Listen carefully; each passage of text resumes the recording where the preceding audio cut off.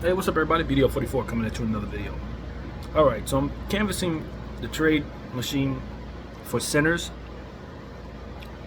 Deron Sharp in Brooklyn looks interesting. Nick Richards in Charlotte looks interesting. Bruno Fernando in Atlanta is interesting. But I stopped at a snag.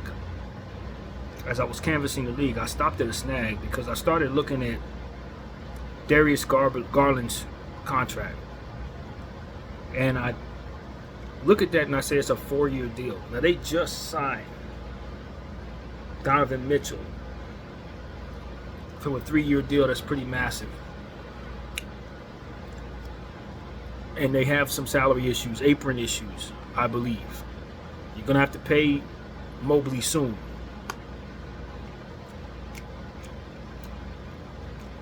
I don't think they love the piece, Garland. And maybe I'm just talking out my backside. I may not know what I'm talking about, but it seemed to me that Garland in the offseason has been rumored to have wanted the Cavs to trade him if they were going to re-sign Donovan Mitchell, and they did. I don't think he likes playing there in that situation. I think he wants the ball in his hands a little more. He was able to really show what he could do when Donovan wasn't on the floor. Now, as a Laker fan, I could argue he's going to have the ball in his hands even less when you get LeBron James and Anthony Davis going. But those are bigs, so he's not going to be sharing the backcourt with them. His contract is $36 million this year. I don't know what it inflates to. For all I know, he's making like $60 million at the end of that year. The 4th year. I don't know. Most contracts are not just year by year by year by year. I have to remind myself that because sometimes I speak as if a guy's going to, as if it's evenly balanced out, that they're going to be paid the same amount every year. When a lot of these contracts are really player friendly in the sense that the older they get, the more money they're getting on the back end of that contract. When they're likely worth the least is when they're making the most, which I think is not very team friendly. But nevertheless, when you look at the situation with Darius Garland, if he's making like $60-70 million at the end of that contract, what you're going to tell yourself is he's a player getting better. He's only 24 years old. He's already made an all-star team. He's uber talented, naturally gifted, can stretch the floor, can make a lot of passes off for, get big assists, big points. Not sure how good he is defensively, but he's like a mini Chris Paul in the making. And Chris Paul was very special at that age, but Darius Garland's pretty special. So you'd be getting him for his prime years, and at the end of that contract, he's only 28 years old. You feel great about that. However it goes, you feel great about him not being old at the end of that contract. If you have to spark up a rebuild, he should be highly tradable in theory. Or if you want to go forward with him in your rebuilding situation, he's not quite too old to, want the hell out of there. Hell, he might even appreciate that situation because he can lead the team, get more touches, which is something he values today. So I heard someone I was listening to, I think it was Chat Sports, I was watching their free agency video yesterday on YouTube, and they were mentioning how they thought the Lakers should be after that Darius Garland contract. If I'm going to give up 2 picks, Rob Pelinka and Jeannie Buss are committed to 2-pick deals. If I'm going to give up 2 picks, I kind of want somebody who's 24 years old coming back or younger. Darius Garland kind of checks some of those boxes for what it would be for me if I'm forced to mortgage picks that I don't have much of. I want to know I'm bringing back somebody that if he plays up his value, I could trade him for 3 or 4 picks. And so he checks that box for me. DeMar DeRozan doesn't check that box for me. Cam Johnson, and unfortunately, I don't trust his health like that. Dorian Finney-Smith, another player we're rumored to get, doesn't check that box at all. Jeremy Grant definitely does not check that box. He's getting older. I kind of want the Lakers to be looking at that route. I think Darius Garland's the kind of guy to where 3 years from now, if you need to make a trade for a big superstar, he's an enticing piece to add into that sign and trade or that trade situation. He'll be 28 years old in 4 years.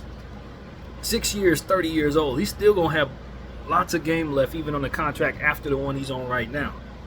Lots of game left. That's kind of the type of piece that we need to be targeting as it pertains to what our circumstances is. He is an all-star level player stepping into his stardom. He's on a contract that's horrible in theory, but most players that are of his age are on a contract like that if they're stars. So it's likely tradable for other stars if you need to make a trade like that. If you lose LeBron James, he's a big enough of an all-star player to where, in theory, he's going to be able to carry some things for you. With his scoring and his passing, he's going to carry some things offensively. He's probably going to be able to win some games, just like you expect Trae Young to do. And so, I think the Lakers should probably be considering that. Like I said, that contract could be extremely egregious on the back end of it. I'm worried about that. I don't peg that being a good contract. We've talked about it in the past, but I haven't looked it up in a while. I don't remember exactly how bad it is, but I think it's bad. But a bad contract attached to a young star who hasn't even fully entered his prime yet may not be a bad contract at all when you consider the inflation that's possible, especially since we see how fast the NBA has been inflating as of late. Guys are getting paid more and more every year. Jason Tatum just broke the record, so whatever he's making probably ain't going to look that bad in a couple years. And given the fact that he is a star-level player, it might be a decent investment. Now, granted, I would have said the same thing about D'Angelo Russell when he played for the Brooklyn Nets, and I'd have been horrified several years later. He made an all-star team, you know, that kind of thing. And it doesn't always equate to it being a good investment at all when you take on a contract like that. And I could also argue if we just keep our picks, depending on how bad our year is, we might be able to draft our own Darius Garland. Hell, Darius Garland was our pick if we would have kept it and not mortgaged it in the trade for Anthony Davis. So all I'm saying to you guys is this: for all the stuff that you're gonna be giving your picks away for, the cardinal rule for me in regards to mortgaging picks is having a high chance of being able to retrade that player for more than I traded to get him. That is the rule.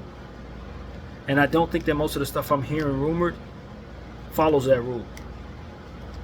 And LeBron James wants you to make moves that can make the team better so that he can win. So that he can take his pay cut in peace, knowing that you did the right thing with the money. I think Darius Garland can check a lot of those boxes if you make a trade for him, especially if you're forced to give up 2 picks to get him. Now, if you have to give up 3 picks to get him, that's more than what we've discussed. I would not agree to that. I'm moving on. But if it takes 2 picks to get him, and it should, given the fact there's 4 years left on that deal and he potentially wants out of there. If for some reason they start the season next year and he don't like his role and he demands a trade, they ain't going to be able to get 2 picks for him. So they better do it now if they know he's disgruntled.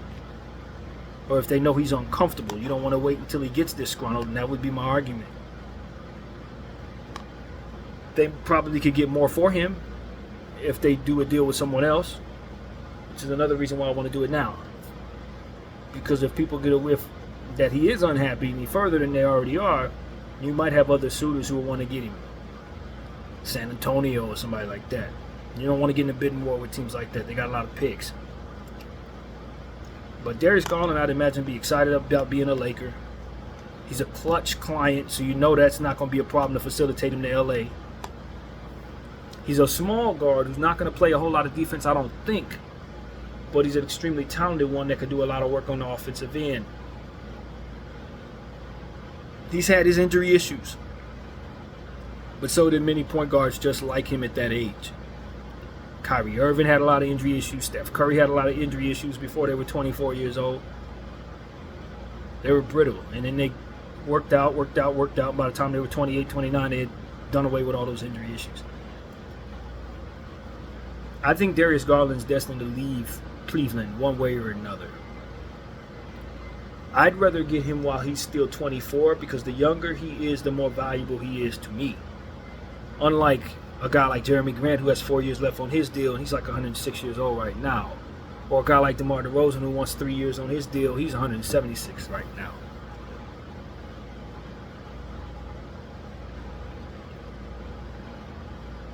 Probably doesn't cost as much to get him as it would to get Trae Young. Probably cheaper to get the contract, given his 4 years left on and he wants out of there. I don't think Trae Young's that much older than 24. He's probably like 26 at the most, right? I don't think he's that old. I know a lot of people want Trae Young, but I don't think he's really feasible. I think his name is bigger, that's why. And that's another thing. You let Darius Garland start the season and get his name even bigger than it is. You have a fantastic season or something like that, the price goes up. You ain't going to be able to get to him. Last time anybody saw him, he was kind of just coming back from injury. So his value is probably a little lower than what you would expect it to hover around normally over the next several years. Probably a little dip on that value right now. Nobody's thinking about it. I think it's time to strike on a player like that. I know it's 4 years left on that deal. Like I said, that deal probably explodes at the end of it. I'm not happy about his contract. I don't like his contract. We've talked about that. But if I'm going to have to give up 2 damn picks, don't bring me back no Dorian Finney-Smith and freaking Deron Sharp, and that's it, man. I'm gonna be angry at that. Jeremy Grant is not worth 2 picks to me at all. I don't even want to do a pick in that deal. Definitely ain't doing no pick involving DeMar DeRozan or nothing like that. If anything, I want the Bulls to give me picks for anything they have. That's how little leverage they have in this league right now. So I think Cleveland might be willing to wheel in deal. D'Angelo Russell, Rui Hachimura match the salaries. They probably would want those 2 picks. If it's any more than that, it's probably going to be a little too rich to do. Maybe you throw in Jalen Hichafino just in case. I don't know if they would want him necessarily, but hey, you know, that's probably worth it. Maybe some other around the margins type prospects. I don't know how that works, but I would explore that. I almost think Rob Pelinka's already explored that, to be honest with you. I think he probably are, because that one's so obvious. When you start canvassing the trade machine, you start looking around. It's like, yo, that's real obvious. That's you don't have to think too hard to consider Darius Garland being good for this situation, to where he has the natural ability. He's going to be better than D'Lo for sure. He has the natural ability to potentially get us over the hump, especially if he continues to get better, which I just imagine he will. At 24 years old, he ain't getting no worse. Playoff tested. He's had some playoff years in a row with the Cleveland Cavaliers.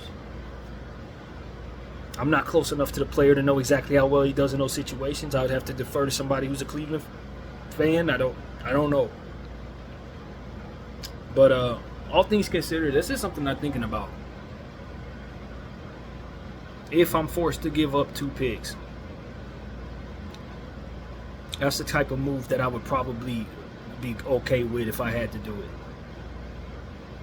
I don't want to give up 2 picks for nothing. But if my hand is forced, these are the type of things that I would then be trying to pivot toward if I'm forced. You put a gun in my head and say, you're going to use these 2 damn picks or else, I'm probably calling Cleveland and I'm offering them for Darius Garland. BDF 44, I thank you all for watching. I'm out.